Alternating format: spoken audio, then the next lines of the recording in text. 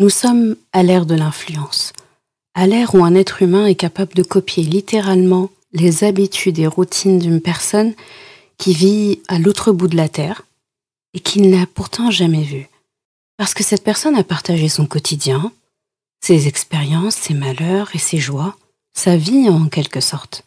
Peut-être aussi parce que cette personne a souhaité en inspirer le maximum tout en ayant conscience de l'imperfection de sa vie et de son âme. Pourtant, il est un homme que la terre a porté, dont l'âme est parfaite, dont la foi est parfaite, dont l'attitude est parfaite, dont la locution est parfaite, et dont le Seigneur est Akbar, Muhammad sallallahu alayhi wa sallam. Et si on faisait un arrêt auprès du meilleur homme de l'histoire de l'humanité?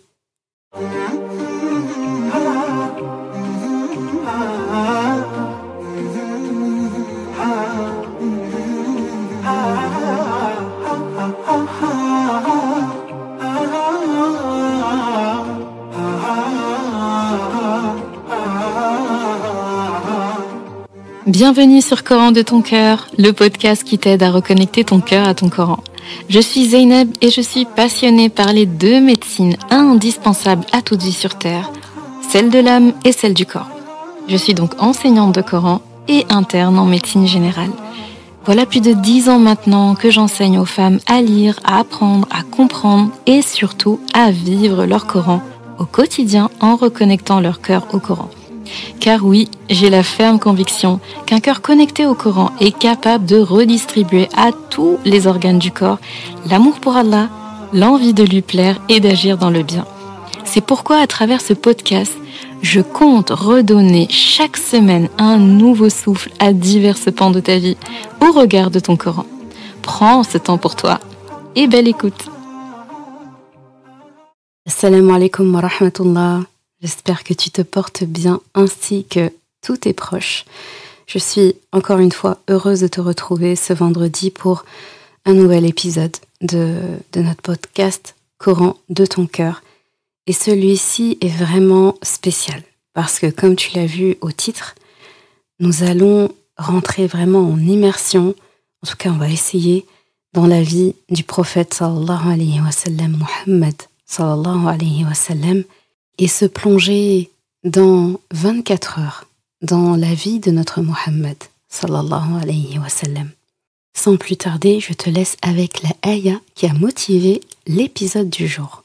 Bismillahirrahmanirrahim. Laqad kana lakum fi rasulillahi uswatun hasanatun liman kana yarju Allah wal yawmal akhir wa dhakara Allah kathira. Dans le messager d'Allah, vous avez un modèle excellent pour quiconque met son espoir en Allah et dans le jour dernier et qui invoque Allah abondamment. Tiré de Surat Al-Ahzab, ayah 21. Cette ayah représente tout ce que j'ai envie de dire dans cet épisode. Elle est éloquente, elle est balira, très éloquente, elle est parlante déjà. Allah subhanahu wa ta'ala nous explique et nous dit que si on recherche et on place notre espoir en Allah, si on recherche quelque chose auprès d'Allah, si on a espoir en une issue favorable le jour dernier, et si on a ce besoin d'invoquer Allah subhanahu wa ta'ala abondamment, et on l'a tous, même si on ne le fait peut-être pas assez, eh bien Allah subhanahu wa ta'ala prend tout ça et nous dit, pour toutes ces réponses-là, je vous ai donné un modèle. Je vous ai donné quelqu'un sur qui vous reposez. Je vous ai donné quelqu'un pour vous influencer, quelqu'un pour vous servir d'exemple, de modèle. En quelque sorte, quelqu'un que vous pouvez copier littéralement comme vous le souhaitez. Et ça, c'est énorme en fait. C'est énorme. L'être humain, on sait qu'il a besoin d'un modèle. Il a besoin de suivre. D'ailleurs, on se suit tous les uns les autres. Je l'avais déjà dit dans un épisode, on est tous l'influenceur ou l'influenceuse de quelqu'un, dans le bon sens du terme. On influence des gens dans le bien ou malheureusement des fois dans le mal. Mais tout le monde en fait prend quelqu'un d'autre comme modèle. L'être humain ne peut pas avancer seul. Si nous n'avions pas besoin de modèle Et si l'être humain pouvait évoluer seul, sans s'inspirer, sans copier un autre être humain, eh bien, on vivrait chacun sur une planète. On n'aurait pas besoin de vivre ensemble. Et Allah subhanahu wa ta'ala nous met en confiance et nous dit « Voici une personne dont vous pourrez copier ce que vous voulez. Vous pourrez tout copier, sans crainte en fait. Sans crainte d'être perdu, sans crainte de se tromper. Parce que cette personne est dans l'excellence. Elle est dans la perfection. Parce qu'Allah subhanahu wa ta'ala l'a choisi ainsi. D'ailleurs, dans cette ayah, Allah subhanahu wa ta'ala, quand il parle de modèle, en parlant de Rasulullah, il emploie le terme uswa, uswatun hasana, donc un modèle excellent. Et lorsque tu te concentres sur la racine uswa, qui vient de la racine asawa, eh bien ça signifie le fait de recommander, le fait de consoler, le fait d'aider, de guérir, de soigner et de rétablir quelque chose dans son état normal. Donc en Rasulullah sallallahu alayhi wa sallam, lorsqu'on le prend comme modèle, lorsqu'on le suit, eh bien, on prend comme modèle quelqu'un dont l'imitation va nous soigner, va nous guérir. Quelqu'un qui, lorsqu'on le suit, eh bien, on s'offre l'opportunité, la chance de se consoler, de s'aider soi-même. En suivant Rasulullah, on se rétablit et on revient à notre état normal. Et l'état normal d'un être humain, c'est l'état d'un esclave d'Allah subhanahu wa ta'ala. Le plus haut degré qu'un être humain peut avoir, c'est celui de serviteur d'Allah. Et c'est l'état dans lequel le prophète sallallahu alayhi wa sallam a vécu sa vie. Et c'est le meilleur des hommes. On va donc entrer en immersion dans sa vie, dans sa journée même, c'est encore plus précis. Et je tiens à préciser que la journée dont on va parler est une journée type à peu près, et elle se passe à Médine. Donc on est loin de la période sombre et triste avant l'hégire à Mecca, où les musulmans ont vécu beaucoup de difficultés, de tortures, d'embargos, etc. Donc nous sommes à Médine. Le prophète sallallahu alayhi wa sallam est établi à Médine depuis quelques années. On est hors période de bataille ou de guerre, et c'est une journée habituelle du prophète sallallahu alayhi wa sallam, sachant bien sûr qu'aucune journée n'est identique. Comme les tiennes ou les miennes, nous n'avons pas de journée identique, mais nous avons des routines, nous avons des habitudes. Je vais t'inviter du coup à te déconnecter, à respirer profondément, parce qu'on va aller à la rencontre d'un être qui apaise les cœurs. Si tu ne conduis pas ou tu ne fais pas en tout cas une activité qui nécessite ta vigilance, eh bien mets-toi dans un endroit calme, prêt pour l'immersion. Notre Muhammad sallallahu alayhi wa sallam se réveille d'un petit sommeil après avoir passé une bonne partie de la nuit en prière. Il est réveillé par l'appel à la prière, al-adhan de Bilal radiyallahu anhu.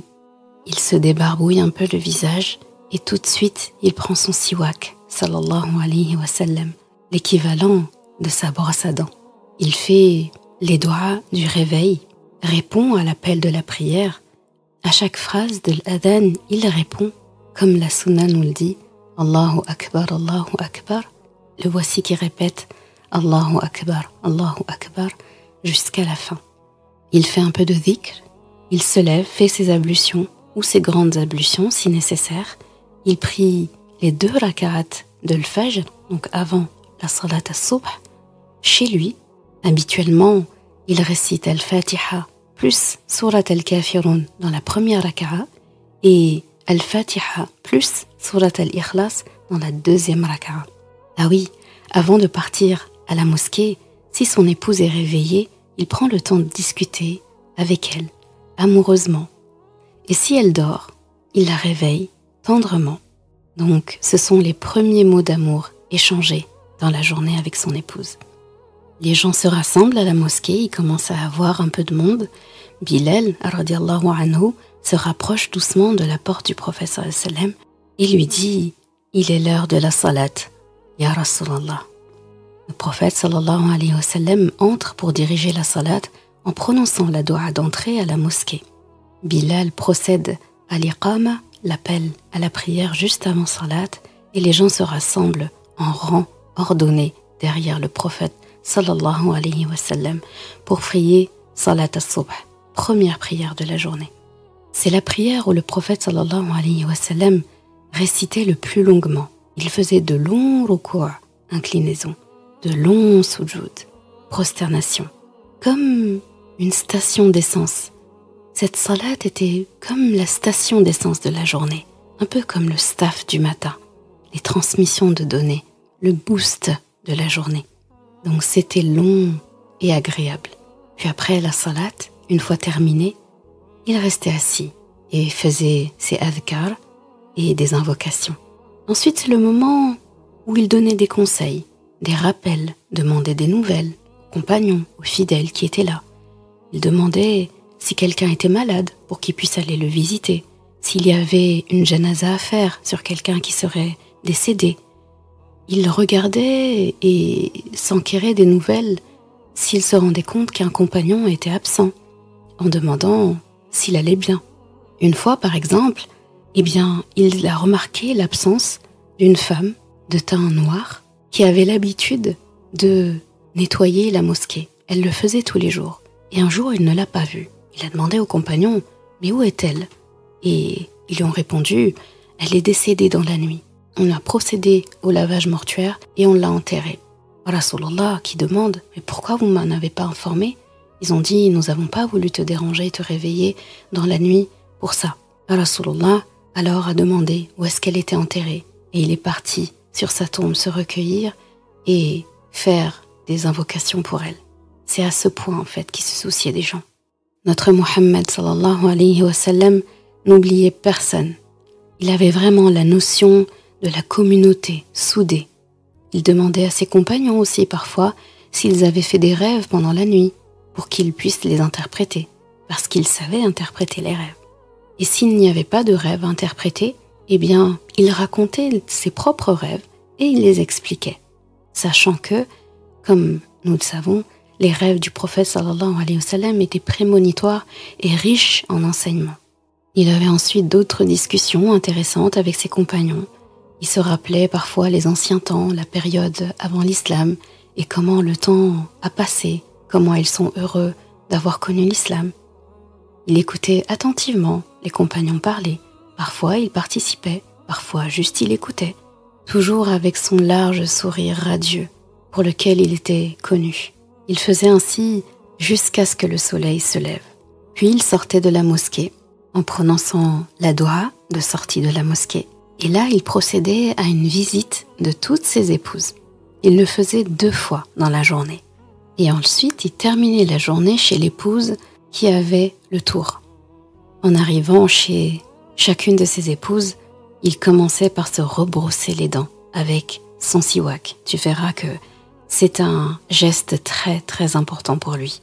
Puis il saluait la maison en entrant en disant « Assalamu alaikum, comment allez-vous, membre de cette maison ?» Il allait ensuite embrasser son épouse, prenait des nouvelles, restait un peu avec elle, discutait un petit peu et s'en allait. Il terminait avec l'épouse chez qui il passait la journée. Il prenait un modeste petit déjeuner s'il y avait à manger. Souvent c'était des dattes et un peu de lait.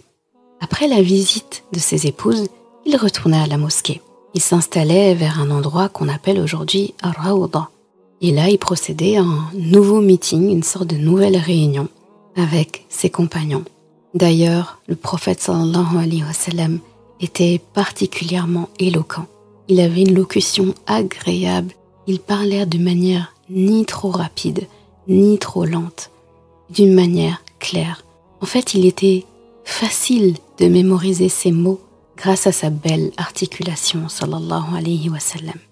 Il prenait le temps de balayer du regard toute l'assemblée. Il regardait tous ses compagnons avec équité. On avait l'impression qu'il était une personne lambda parmi eux. Et avec sa manière de regarder, sa manière de parler, chacun des compagnons pensait être son préféré. Ce moment-là a été un moment d'enseignement. C'est les moments où il partageait justement ses ahadiths. Il posait des questions, répondait aux questions. C'est d'ailleurs pendant ces instants-là que un épisode comme celui que tu connais, où l'ange Jibril alayhi salam est venu sous l'apparence d'un homme, habillé de blanc, chez qui on ne voyait pas les traces du voyage, qu'on n'avait jamais vu auparavant. Personne ne le reconnaissait et il n'avait pas les traces du voyageur sur son visage. Et il est venu poser plusieurs questions au prophète sallam sur la foi, sur le jour dernier. Je t'invite à regarder ce hadith qui est vraiment magnifique. Et au prophète sallam d'informer ses compagnons plus tard en disant que c'était Jibril, il est venu vous enseigner votre religion. Quand le prophète sallam parlait pendant ces assemblées-là, pendant ces moments d'échange et d'enseignement, eh bien, il avait l'habitude de répéter plusieurs fois les informations. Souvent, il répétait des phrases clés et très importantes par 3 fois. Il aimait aussi beaucoup dessiner au sol.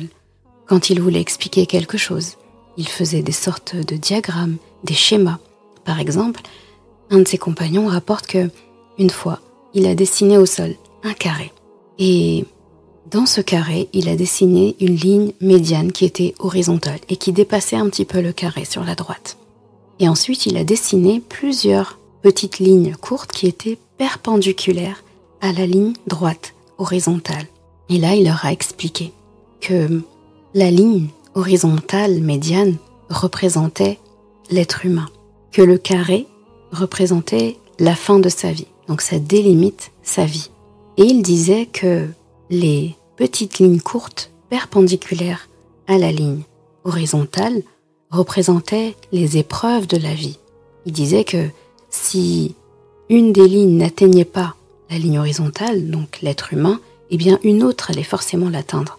Et elles allaient comme ça s'alterner. Donc ça représente vraiment les épreuves qui arrivent de toutes parts dans la vie d'un être humain. Et il disait que la ligne qui sort du carré, donc le dépassement, représentait l'espoir de l'être humain. Que l'être humain espère des choses qui vont au-delà de sa vie. Et pourtant, sa mort est certaine. Donc le carré. Le prophète sallam aimait beaucoup faire aussi des métaphores, des démonstrations. Il avait vraiment une pédagogie adaptée à tous. Tout le monde dans l'assemblée comprenait, selon sa sensibilité et son profil d'apprentissage et de compréhension. En somme, les discussions avec le prophète sallallahu alayhi wa sallam étaient instructives, interactives et enrichissantes. Souvent, c'est aussi le moment où il recevait des délégations étrangères, extérieures. C'est des moments où il aimait aussi se concerter avec ses compagnons pour les événements majeurs, organiser les batailles, etc., etc. Après, le meeting prenait fin. Il faisait des doigts avant de quitter ses compagnons. Puis il allait marcher dans les rues de Médine pour aller répondre à une invitation, pour rendre visite à quelqu'un. Et sur son passage, il saluait tout le monde. Quand des enfants passaient près de lui, il passait sa main au-dessus de leur crâne, passait les doigts entre leurs cheveux et faisait des invocations pour eux. Quand il voyait des femmes au loin, il levait la main au loin pour leur passer le salam. Il faisait pareil avec les vieilles personnes, pareil avec les hommes, à qui il serrait la main. Il allait rendre visite à ses filles, Zeynep, Fatima, à ses petits-enfants, à ses tantes, à ses compagnons. S'il savait que quelqu'un était malade, eh bien il allait lui rendre visite pour partager la douleur, pour offrir un peu de réconfort et pour offrir des doigts. Et si c'était un samedi, comme à ses habitudes, eh bien c'est à la ville de Quba, à la mosquée de Quba, qu'il allait passer la matinée. Il y allait tantôt à pied, tantôt à cheval. Et quand la matinée arrivait bientôt à sa fin, eh bien il rentrait chez lui. Et là il faisait 4 raka'at de salat duha, qui est une prière surérogatoire, donc qui n'est pas obligatoire, mais qu'il est bon de faire, car le prophète sallallahu alayhi wa sallam les faisait. Après ces 4 raka'at, il avait un moment avec son épouse pour discuter. Ensuite, il s'affairait dans la maison. Vraiment, il vivait chez lui comme un autre membre du foyer. Il participait aux tâches, il était organisé.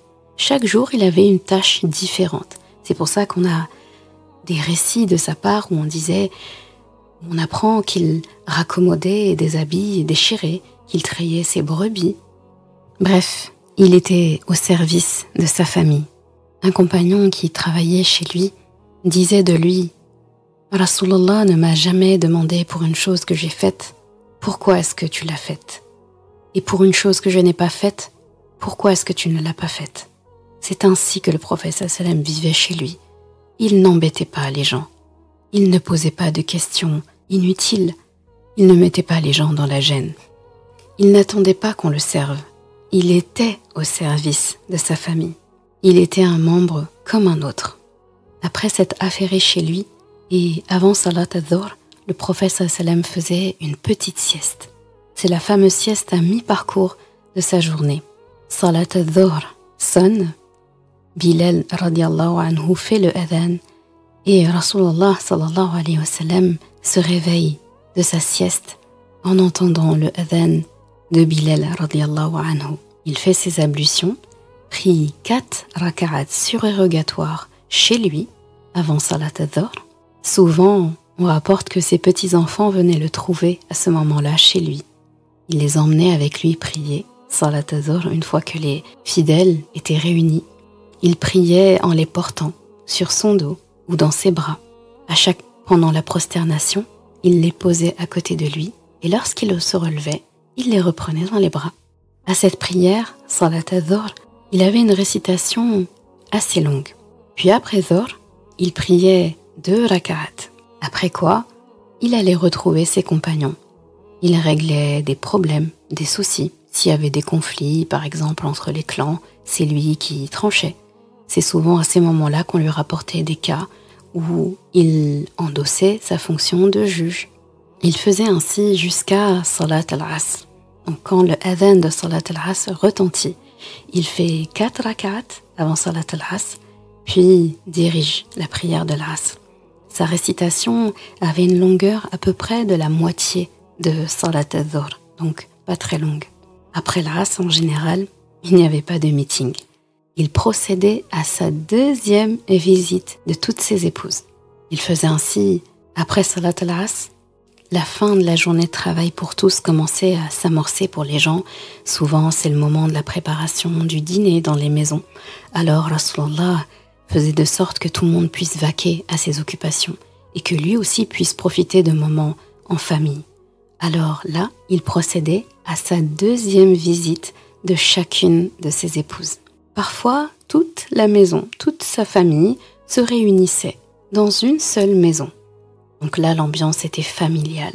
Les cœurs étaient en joie. C'était souvent des discussions, parfois des questions, des enseignements. Donc le prophète sallam procédait à pas mal d'enseignements à ses épouses. Il riait et plaisantait beaucoup. Et voici que l'adhan de Salat al-Maghrib retentit. Là, le prophète sallam va rapidement à la mosquée et procède à ses 2 raka'at avant Salat al-Maghrib dans la mosquée. Car comme tu sais, Salat al-Maghrib a un temps court. Après al-adhan et ces 2 raka'at, il prie directement Salat al-Maghrib avec les fidèles derrière lui. C'était une salat qui était rarement longue. Et après cette prière, il n'y avait pas de rassemblement non plus.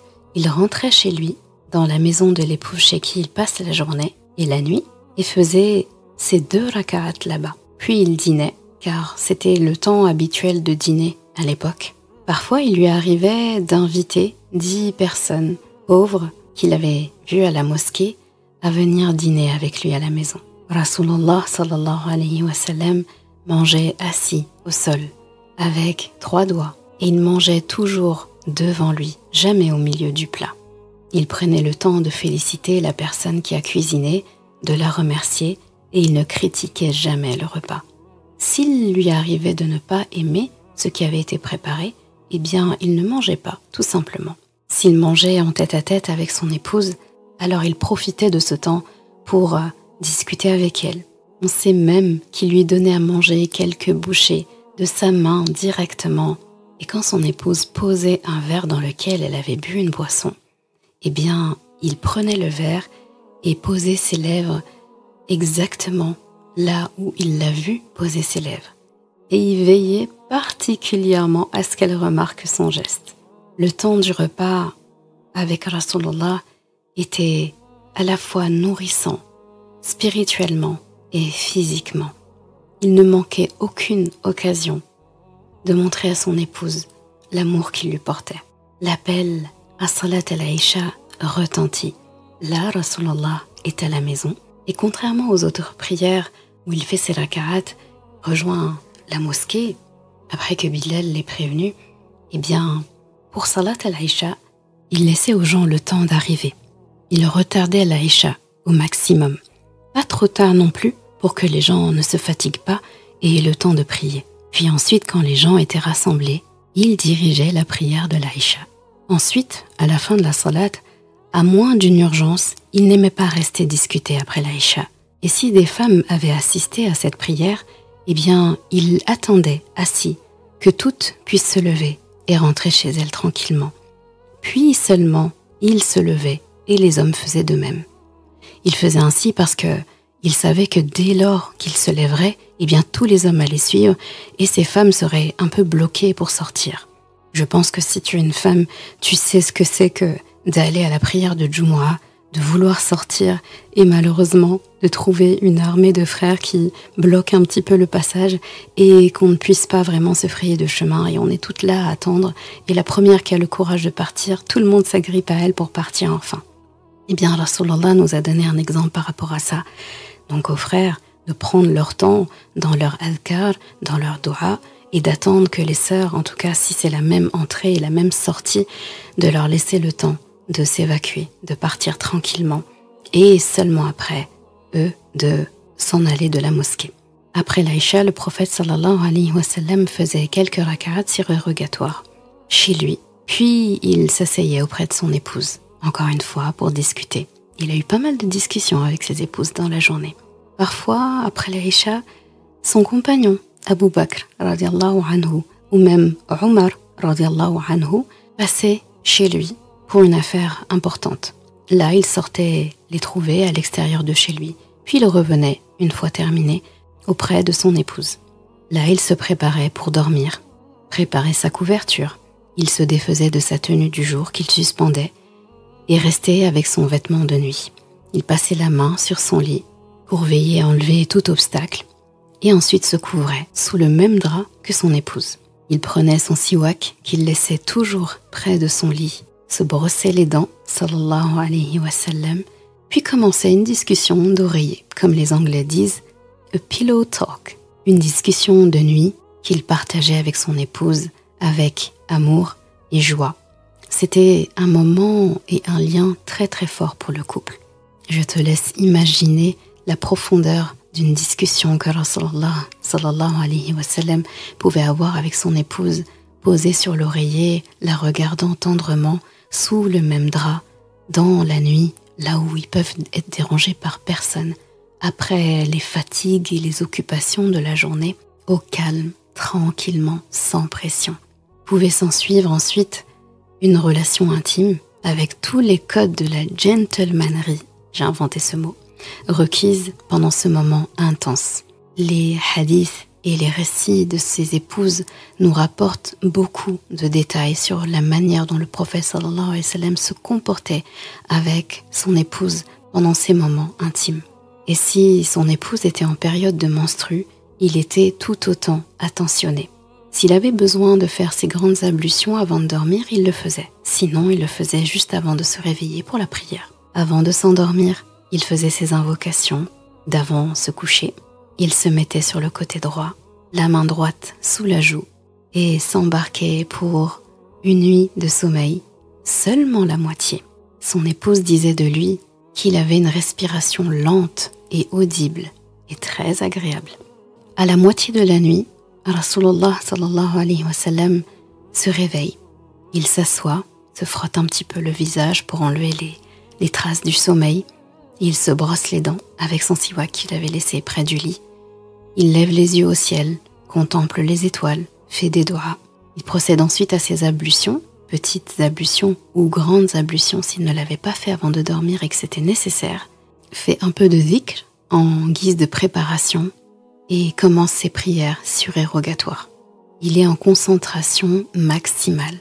Il va prier pendant l'équivalent d'un tiers de la nuit. Donc retiens bien, il a dormi la moitié de la nuit, il a prié un tiers, puis il se rendort pendant le dernier sixième qui reste juste avant Salat al-Fajr.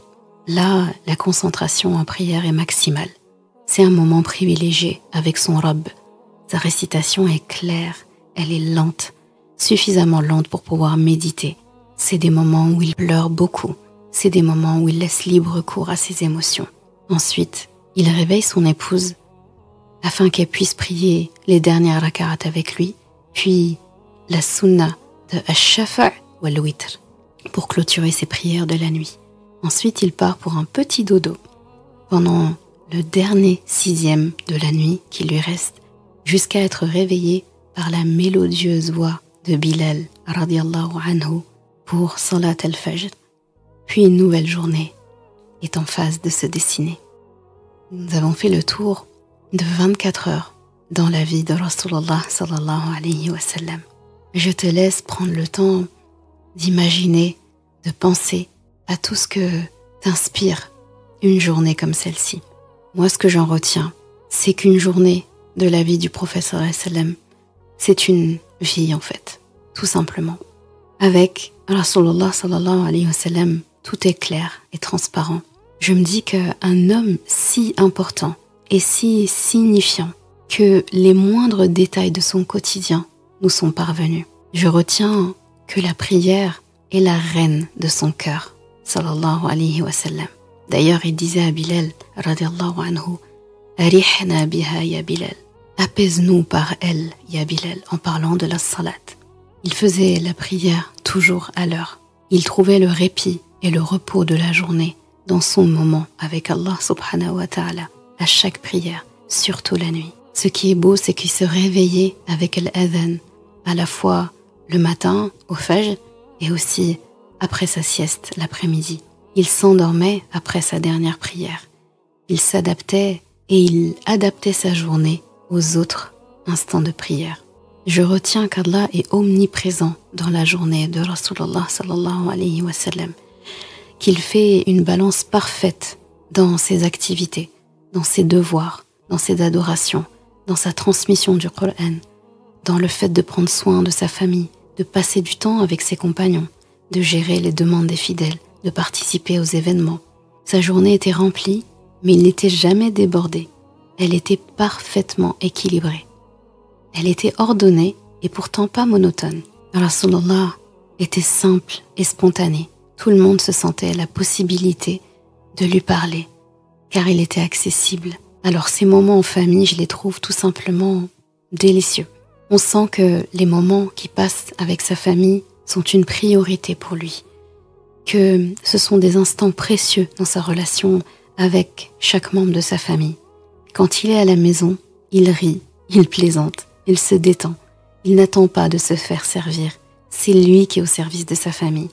On sent dans la journée qu'il y a plusieurs émotions qui se dessinent, dans des actions simples pourtant dans la journée, comme rendre visite à sa famille, discuter, des discussions amoureuses qu'il a régulièrement, de jour comme de nuit avec ses épouses, les discussions d'oreiller, les pillow talk qu'il a, et le fait qu'il veille au bien-être de chacun. Ce qui est beau dans les 24 heures de Rasulullah, c'est qu'il a du temps seul, du temps avec sa famille et du temps avec sa communauté.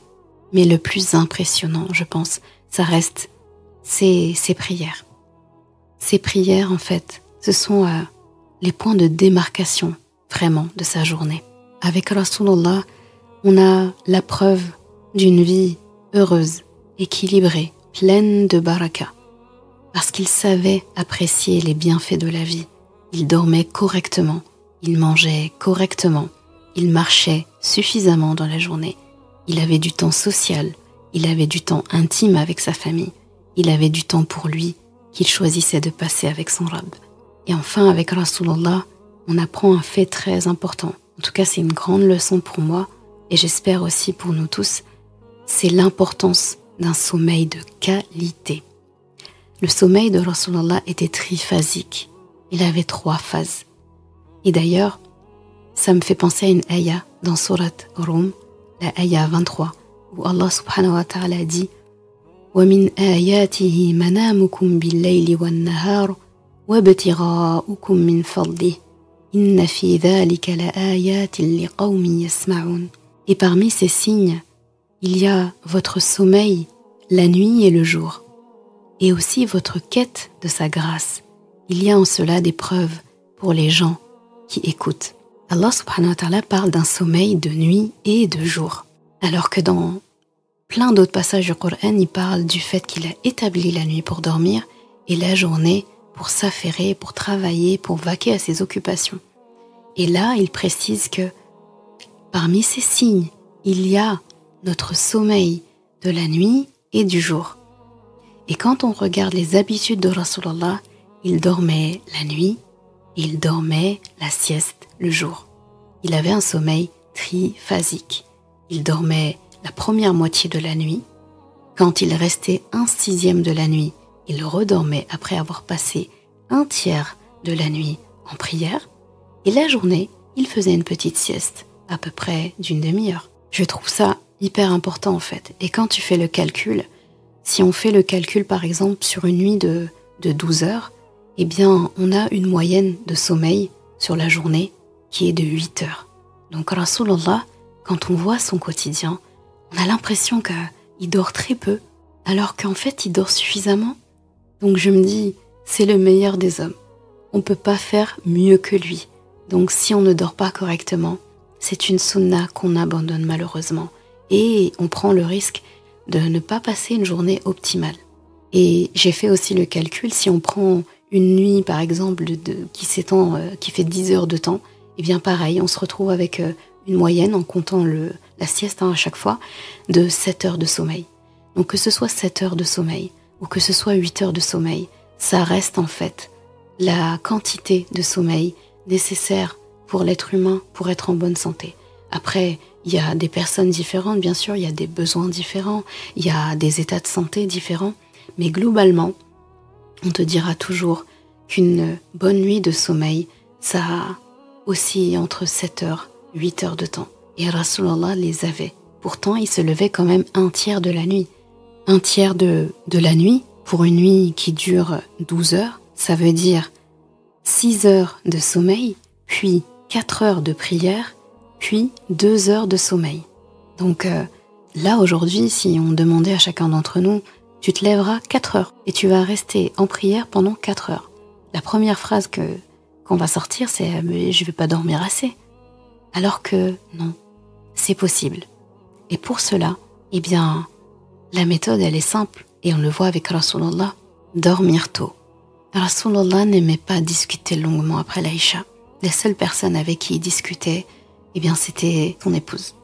Justement, juste avant de dodo. Il passait du temps de qualité avec ses épouses. Sauf cas de force majeure où il y a des urgences, bien sûr, comme nous. Hein. Si un jour on nous appelle, voilà, en catastrophe, quelqu'un de ta famille t'appelle à 22h ou à 23h parce qu'il faut chercher quelqu'un à l'aéroport, parce qu'il y a eu une panne, parce qu'il y a eu un problème, eh bien tu te lèves et tu pars. Mais ça va pas être tous les jours comme ça, on est d'accord. Donc il y a des aléas dans la journée. Dans la journée type du prophète sallallahu alayhi wa sallam, après l'Aïcha, il n'aimait pas parler. Il ne faisait pas de discussion, il faisait pas de meeting, il n'y avait pas de rassemblement, c'était pas le moment de donner des enseignements ou des sermons. Il respectait le temps de repos de chacun et il commençait par lui-même en se mettant en retrait et en accordant ce temps à sa maison. Donc règle numéro 1, pour passer une bonne nuit, passer une bonne journée, se coucher tôt et diviser sa journée. D'ailleurs à ce propos, j'ai parcouru pas mal d'études qui montrent les bienfaits de fait d'avoir un sommeil triphasique ou au moins biphasique. Et ces études, et une étude en particulier, disait qu'en fait c'était insensé pour un être humain d'avoir un sommeil uniquement la nuit, qu'il fallait que la journée il ait un temps de reset, donc un temps de repos, un vrai sommeil la journée. Pas long, hein, on ne nous demande pas de dormir 4 heures, de dormir 2 heures, dormir 3 heures, moins d'1 heure, hein. On parle même de 30 minutes de sommeil, même 20 minutes de sommeil. Juste le temps de se déconnecter un peu et de faire un reboost. D'ailleurs, si tu regardes bien, il y a toujours un moment de la journée, que tu aies mangé sainement ou pas, léger ou pas, copieusement ou pas, quel que soit ce que tu as fait, eh bien il y a un moment dans la journée où tu piques du nez un petit peu. D'accord ? Tu ferais une bonne sieste si tu le pouvais. Eh bien, c'est normal. c'est parce qu'il fallait faire une sieste. Et Rasulullah faisait cette sieste. Et l'idéal, c'est vraiment un sommeil triphasique. Donc, la sieste la journée, au milieu de la journée, le sommeil, la première partie de la nuit, là où le sommeil est vraiment profond, donc on se couche tôt. Ensuite, après s'être réveillé pour prier, pour faire du dhikr, pour se remémorer Allah, pour méditer, pour lire son Coran, eh bien, redormir la dernière petite partie de la nuit avant de se réveiller pour le Fajr. Pour vraiment tester, c'est une méthode vraiment intéressante. Je clôture en te disant que on ne pourra jamais vivre ce que les compagnons du prophète sallallahu alayhi wa sallam ont vécu en le côtoyant. Parce que ce qu'ils ont vécu est tout à fait unique, inédit. Mais ce que je peux te dire, c'est que on peut faire vivre Rasulullah sallallahu alayhi wa sallam à travers notre quotidien, en commençant par des choses simples, comme un sommeil tôt et un sommeil de qualité, un sommeil suffisant, en faisant la prière de l'Fajr à l'heure, comme les autres prières d'ailleurs, mais surtout celle-là, en prenant le temps de démarrer la journée dans la sérénité avec les membres de notre foyer, en apportant notre contribution à notre communauté, en faisant une petite sieste en milieu de journée, histoire de faire un bon reset et redémarrer tranquillement, en marchant assez, en allant s'aérer. Il est important de se caler des moments dans la semaine pour prendre le temps de rendre visite à nos proches et à nos amis, manger sainement en quantité raisonnable, se comporter avec sa famille avec le même égard qu'on aurait avec le meilleur de nos amis, reconquérir son conjoint, sa conjointe tous les jours, avoir une hygiène irréprochable, apprendre des nouvelles choses de sa religion tous les jours, prier à l'heure et savourer le moment présent avec Allah subhanahu wa ta'ala, dîner tôt pour avoir une bonne digestion et passer une bonne nuit, se lever progressivement la dernière partie de la nuit pour prier et faire des invocations. J'espère que cette immersion de 24 heures dans la vie de Rasulullah sallallahu alayhi wa sallam t'ont fait autant de bien qu'à moi, qu'ils t'ont permis de te remémorer des moments de sa vie, des moments clés, qui t'ont permis de voir de nouvelles perspectives et d'apprécier toi-même tout ce que tu pourrais en fait instaurer et incorporer à ta vie si tu ne le faisais pas déjà. J'espère vraiment que tu réalises à quel point les ingrédients pour mener une vie apaisée, pour mener une vie équilibrée, en fait sont à portée de main. Et pourtant, Rasulullah a vécu des épreuves que tu ne vivras jamais. Il a vécu des tristesses que tu ne vivras jamais. Il a vécu des difficultés que tu ne vivras jamais. Pourtant, lorsqu'on voit son quotidien, on a l'impression d'une vie heureuse, saine, apaisée, équilibrée. C'est possible si tu places Allah subhanahu wa ta'ala au centre de ta journée. C'est possible si tu fais des salats, les points de démarcation de ta journée, les checkpoints, les délimitations. C'est possible si tu accordes à chaque pan de ta vie son droit, un droit équilibré, qu'Allah subhanahu wa ta'ala nous permette de rencontrer un jour et d'accourir vers Rasulullah sallallahu alayhi wa sallam que nous avons tant aimé, que nous avons tant chéri et à qui on a tant manqué alors qu'il ne nous avait jamais vus. Amin ya Rabbal Alamin. Merci d'avoir écouté cet épisode. Et comme toujours, si ce podcast t'a apporté du bien, alors une chose à faire, t'abonner pour ne rien rater. Et si il te semble pouvoir être utile à d'autres personnes, sens-toi libre de le partager et même de laisser un commentaire et la note de ton choix sur ta plateforme d'écoute préférée. Ce sera une belle manière de me faire savoir que ce podcast doit continuer et être écouté par le plus grand nombre. Je confie à Allah subhanahu wa ta'ala le soin de préserver ta foi, ton honneur et ton cœur. Je te laisse à présent passer un bon moment avec ton Coran et je te dis à vendredi prochain pour un nouvel épisode. Assalamu alaikum wa rahmatullah.